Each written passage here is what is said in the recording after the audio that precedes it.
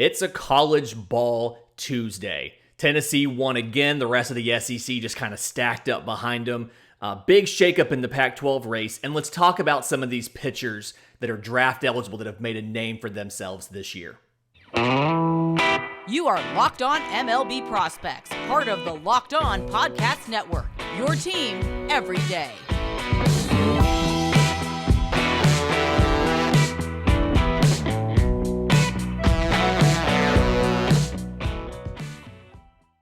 Yes, welcome on in to Locked On MLB Prospects, your home for all things minor league baseball. I'm your host, Lindsey Crosby, baseball writer for Sports Illustrated, and thank you for making this your first listen every single day. And on today's episode, what a week in college baseball. I mean, if you had a chance to sit and watch some college games over the weekend, I know MLB's here, where we're doing a lot of that, but some great stuff going on.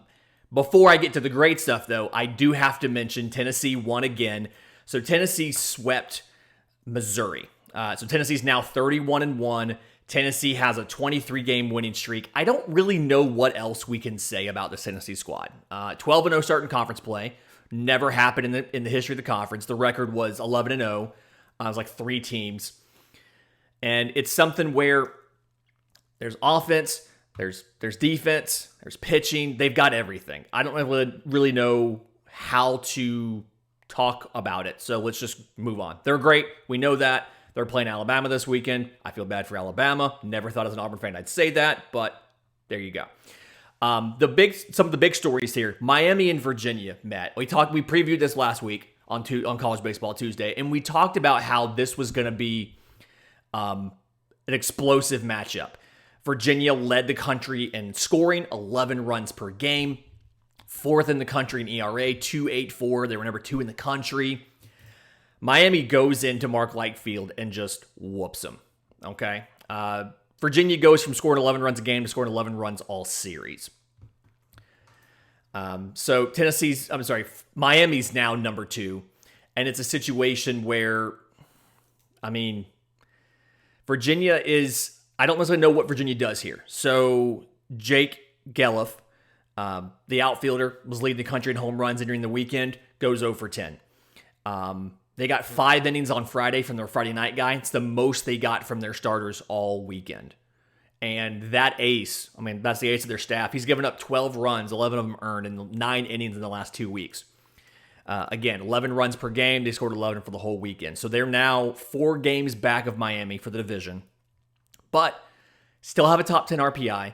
They're still set as of now where they can host a regional and then have a deep enough roster to make a postseason run. But this Miami team, so Carson Palmquist, you heard me and Dre's talk about they need to let him close. Moving him to the starting rotation has worked out. I still think you should let the man close, but 6 innings, no earned runs allowed. And really, Miami has 2 starting pitchers that they trust. Carson Ligon, the right-hander, he's their number 2 guy. They feel good about him. He only made it through 5 against Virginia, gave up 4 runs, which was the most he's given up all year in a game. So they feel really good about both of those guys. Closer Andrew Walters, 10 saves on the season, hasn't allowed an earned run. They feel good about those 3. And so when you have a big 3 in a pitching staff like that, you know that any series you have a chance to win. So that's where Miami is. They're set up well. Like I said, they're leading the ACC right now. So they look good. Auburn versus Vanderbilt. Auburn hosts Vandy. Vandy's coming off of, I want to say, they had lost. They lost their previous 2 series. That's right. And they go out there and lose 2 out of 3 to Auburn. Now, the one they won in explosive fashion. They go on game 2 and score like 15 runs. But Friday, 5-1, they lose, only get 2 hits against Auburn starter Hayden Mullins. They get 6 walks, but only 2 hits against Hayden Mullins. And then the 2 guys out of the bullpen, Carson Skipper, Blake Burkhalter, both those guys are on the College Baseball Writers Association Stopper of the Year list. Both those guys, like I said, 2-hitter. And then Joseph Gonzalez on Sunday, the sinker baller from Puerto Rico. He goes out there, complete game, 2 runs. 8 hits, 2 runs. No walks. And so it's something where Auburn's more of an offensive team. They've got Sonny DeChara, 452, 595, 946 is his slash line. I believe he leads all of college baseball in batting average, on base, and slugging. It's nuts. 11 home runs. But they don't have to rely on just him. He hit 2 home runs this week, and he had 6 RBIs, but they had a couple other guys give him big home runs as well. Obviously, the pitching staff held up as well as it did. They're averaging almost 8 runs a game. They're a game behind Arkansas. And there's a big mass there behind Arkansas as far as Auburn, Texas A&M, Alabama's there. Alabama, speaking of Alabama, went to Ole Miss and swept Ole Miss in Swayze Field. So, first time they've swept Ole Miss in almost a decade. But they've won 8 of their last 9 now. They're a game back of Arkansas as well. And the way that they did it was impressive. So Friday and Saturday combined, they held Ole Miss to 8 hits and 7 runs. And then on Saturday, they go out there, bring out the bats. They score 12 runs. They win 12-10 in 10 innings. And so just really big there. And this is a team, if you remember, they're missing Connor Prelip. He's out with TJ. And then they had 2 starters and a closer drafted last year. But despite that, Garrett McMillan goes on Friday. 1 earned run, 3 hits, 3 walks. At 6 quality starts for McMillan in 8 games this season. Grayson Hitt, the left-hander, gives him a quality start on Sunday. And so it's something where all of a sudden now Alabama has pitching depth. The offense isn't quite where they want it, but the pitching depth's there. So that Auburn-Alabama matchup in a few weeks is going to be huge. The Iron Bowl of baseball there. And then around some of the different conferences, the ACC, Louisville. We talked Louisville early this season about how Louisville didn't necessarily have the offense. They lost a lot of pieces. Well, wild weekend against UNC, but they win extra innings both Saturday and Sunday. Sunday's game, really weird. Never seen this before. Sunday's game was interrupted by a bomb threat. They cleared the stadium, spent more than 2 hours to search it. Once it was all clear, this is like the 6th inning. UNC's up 5-1. The game resumes. No fans are there. They don't allow any fans back in the stadium after the bomb threat's over. Louisville goes on, ends up winning 6-5 in 14 innings. Now that they've done that, they get to go to Florida State, to one of the best pitching rotations in college baseball. So congratulations on surviving the gauntlet there at UNC. Now you get to go to Florida State. But that's something that's going to be interesting to watch, because Miami, Virginia obviously is going to have one side of that. You're looking at, Florida State and some other teams trying to figure out the other division there. Oklahoma State and Oklahoma, Bedlam. So Oklahoma State wins this. Really interesting, actually. The first 2 games both were 8-7. Each team won 1. Oklahoma State wins Sunday 9-4. And the big thing here now is Oklahoma State is keeps pace with Texas Tech at the top of the Big 12. And so they didn't have great pitching over the weekend, but it was good enough. They need some more of that pitching, because the second half is a difficult second half. They have West Virginia as well. West Virginia coming up this weekend, as well as some other of these good teams, the better half of the Big 12 schedule coming up. Whereas the flip side of that, Texas beat TCU. Big for them. They needed to get that 2-hit shutout on Friday, 12 strikeouts.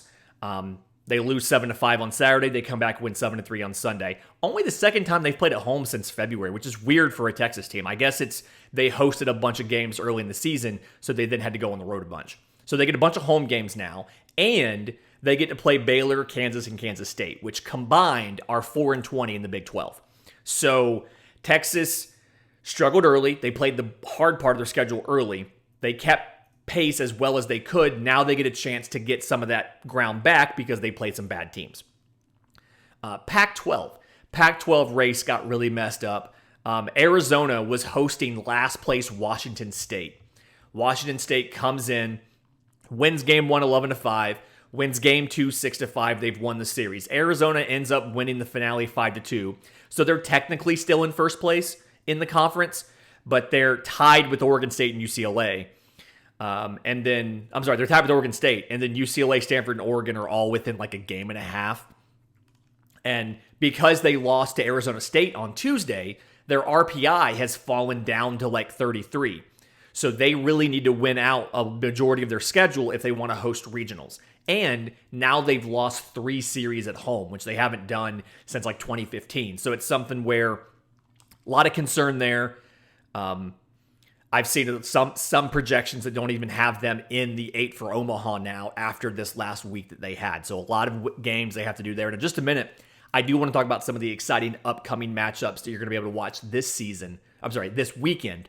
But first, today's episode is brought to you by our friends at BetOnline. BetOnline is your number one source for all your betting, stats, and sports info. So you get all the latest sports development news, league reviews, things like that. Info on the NBA playoffs. They're having some sort of play-in tournament. I don't quite know how that works. I'm not a basketball guy, but if you are, go to BetOnline.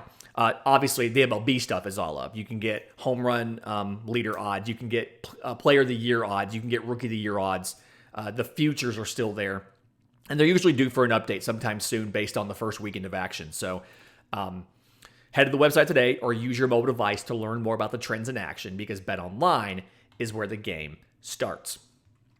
So 4 big series that I'm kind of watching this weekend, 2 in the SEC, an ACC, and a Pac-12. So the Pac-12 is you've got Stanford versus UCLA. These are all ranked matchups. That's why I talk about them. We're not talking about unranked stuff here. Stanford versus UCLA. So we just talked about this, but the top of the conference there in the Pac-12 is really tight. And so this is going to be a good series, especially if you're a fan of pitching. So UCLA is first in the Pac-12 in Team ERA with a 2.73. Stanford is second in the Pac-12 in Team ERA in 3.88. So these teams in the conference are within like 1 or 1.5 games of each other. Going to be a great series at UCLA, especially if you're a fan of pitching. ACC, Florida State hosting Louisville. So Florida State, we've talked about how great that pitching rotation is. The rest of the team hasn't quite caught up to them as far as run support goes and defense goes. So the Seminoles they lost the last 2 series. They lost to Notre Dame. They lost to Georgia Tech. Notre Dame one's kind of tough to explain. Georgia Tech, I get it. That offense is really good. So this weekend, they get to host Louisville, who's 9-3, first place in the Atlantic. And as we heard from the first segment, the offense has been clicking. And they held Virginia's potent offense to just about nothing. So they really need to, Florida State has to lock in, and they've got to find the offense. They've got to be able to score some runs. Terrell's got to put some balls on that short porch and right. They've got to score if they plan to beat Louisville. And then the 2 games in the West, or the 2 series in the West, LSU at Arkansas. So Arkansas 8-4 in the conference, LSU 7-5 in the conference. So 1 game back, but LSU's losing some of the tiebreakers. They lost the series to Auburn, so they don't have that tiebreaker. Arkansas just lost its first series of the year, which was Florida. LSU just swept Mississippi State in Starkville. And so this is something where this is going to have an impact on who gets to host a regional out of the West for the SEC. And by that, I mean if Arkansas wins, they're still on track to host a regional. If LSU wins this, I don't see LSU getting to the point of hosting a regional unless they go ahead and win the rest of their conference slate. The flip side of that is that Mississippi State squad that just got swept by LSU is now hosting Auburn. Auburn, again, 1 game back of Arkansas in the West. They have the tiebreaker over both LSU and Texas A&M. They still have to play this Arkansas squad, I think, towards the end of the month. They still have to play Alabama, who they're tied with in the conference standings. So what Auburn can do at Mississippi State, that's going to be important because they have to keep pace with whatever Arkansas does versus LSU so that they're still in contention to host a regional. A lot of the projections now have them as a 2 seed, going somewhere like Charlottesville for Virginia to host or something like that. So Auburn needs to keep pace with Mississippi State, or needs to beat Mississippi State to keep pace with Arkansas in the West when it comes to hosting and or making the postseason and getting the host. In just a second, I do want to talk about some of the breakout draft eligible pitchers in college this year, because we've talked so much about this college pitching class is down from where it used to be. But first, today's episode is brought to you by our friends at Rock Auto. There are so many makes and models of cars. It is impossible for the local chain auto parts store to have all the parts that you need. You're going to go in there, they're going to ask you all the questions about, is it an LX or an EX? Is it a sport model? Do you have this or that or the other on it? Just for them to go back in the back after they check the computer and tell you, oh, we don't have the part, we'll mail it to you. Skip all that. Just stay at home and use Rock Auto. It's a family business. They've been serving DIYers for over 20 years with reliably low prices. And it's great. The way that it works, you go in and you put in the info for your car. Year, make, model, whatever. And then whatever you're looking, it just shows you everything they have. Like, hey, taillights. Okay, cool. Like here's, bulbs. Here's the taillights. Here's the little map light in the center console. Here's all of that. Just boom, done. You got it. You need motor oil. Great. All right, here's the standard we recommend. Here's the synthetic we recommend. Here's all the different things. I had to buy a touch-up paint for the wife's car, and I put her stuff in, and it shows the options for the different colors that year had for paint. And it's like, go find this sticker on the car. Right here, this part of the sticker is the code for you to know what color the paint that you need, which of these packages you need. So I just go and I pull that, and boom, there's the paint. Done. So if you need parts for your car, if you need anything, go to rockauto.com right now and see all the parts available for your car or truck right locked on in the How Did You Hear About Us box so they know that we sent you. Amazing selection, reliably low prices, and all the parts your car will ever need at rockauto.com. So talking about some of these breakout pitchers this year, like we've said all year, it is a light class when it comes to college pitching because you have so many young guys, you've had so many guys who have gotten hurt, or Carson Wisenhunt gotten suspended for illicit drugs. It was performance enhancing. It wasn't like cocaine or something. Anyway, so I'm going to talk about some of these draft eligible guys that are popping up on lists that have popped this year. Some of them we've talked about in the show before, some we have not. First one, Jake Bennett, the lefty from Oklahoma, draft eligible sophomore, and he's a guy who wasn't on a lot of boards. 55 innings last year, had a 6.34 ERA. 43 innings this year, 2.09 ERA. And one of the big differences, obviously a lot of that stuff's different, but one of the big differences when you look at the peripherals on this, last year he gave up 7 home runs. This year, he's 4/5 of the way to his innings total from last year, only has 1 home run. And so he's the Friday night guy, 46-8 strikeout to walk ratio, 205 opponent batting average, and a guy that is definitely climbing the draft boards because he seemed to put it together in that third year in college, second year in competition. Jonathan Cannon, the right-hander from Georgia, a guy we absolutely have talked about, came in college with high expectations. You saw, obviously, he lost 2020. 2021 started off slowly for him. He had mono. It's like the thing everybody gets in college. And so it didn't quite work out. But this year, he's 47 1/3 innings, 1.71 ERA, 1.71 batting average for opponents. I don't know how often that happens. It's weird. 46 strikeouts. Been an absolute workhorse. Only thrown 3 walks. Very, very efficient, very accurate, has good control, can go deep into games. And so part of the reason Georgia's as competitive they are in the SEC East is because Cannon's gone out there and done some of this stuff. Cooper Herpe. We've talked about Cooper Herpe. Talked about him last week, the Oregon State lefty. So 4.21 ERA last year, through almost 80 innings. But this year, he's been the glue guy. They've had guys get hurt. They've had pitchers miss some time. He's been the constant. 41 2/3 innings, 1.94 ERA, 68-10 strikeout to walk ratio. Opponents got have batting average of 180 against him. If you remember, we talked about him last week because against Stanford, he struck out 17 dudes. That's just what he's been doing this season. Cooper Herpe has turned a corner from last year to this year. Absolutely is a stud. And talking about that Stanford game last week, Quinn Matthews, the lefty from Stanford, he had a 6.08 ERA last year. He threw a lot of innings. Stanford was really shallow last year. This year, 43 1/3 innings, 2.70 ERA, 61-18 strikeout to walks. A little bit more walks than some of the other guys, but 2.01 batting average. And he's a guy where He was starting just about all season. They've moved the usage. They need more of him than just to start. So last weekend against Oregon State, that series we talked about on the show last week, he closes out Friday night, takes Saturday off, comes in relief on Sunday, gives them 7 innings of relief. Friday was in essence a bullpen for him. Just an absolute workhorse.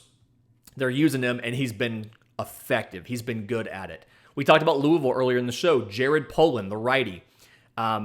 He hasn't thrown a lot in college. The first 3 years he was at Louisville, 41 in the third innings. He threw 19 innings his freshman year in 2019, had a 4.12 ERA, but he's starting this year. So 2022, 32 innings, 2.53 ERA, 35 strikeouts, 9 walks. And so he's been a good constant presence in the rotation, and they've really given him the run support as well. And so it's easier to pitch with a lead, but either way, Jared Poland has made it work. And then the last guy, Connor Staine, the righty from Central Florida, came out of nowhere. Okay, was at Maryland, had a 6.5 ERA last year, transferred in, and it's almost impossible to be better than he's been this season. 30 and 2/3 innings, 8 hits, 2 runs, both unearned, 12 walks, 38 strikeouts, literally a 0.000 ERA because 2 unearned runs, they don't count. .082 batting average against. So Connor Staine making it happen for the Knights of UCF, and a guy who's going to be looked at by MLB teams when the draft comes around. Obviously going to take a little more to get him because he has eligibility. He can go back, but definitely a guy who's put a lot of stuff together and has made it look good. This week, we got some great shows. I just finished just a little while ago talking to Bryce Paterick of Locked On Texas Rangers, all about that farm system. Great episode coming tomorrow. If you're watching on YouTube, thank you. Do us a favor and like and subscribe. It really does help the show a ton. But stay tuned all week for this great content. And until then, this has been Locked On MLB Prospects.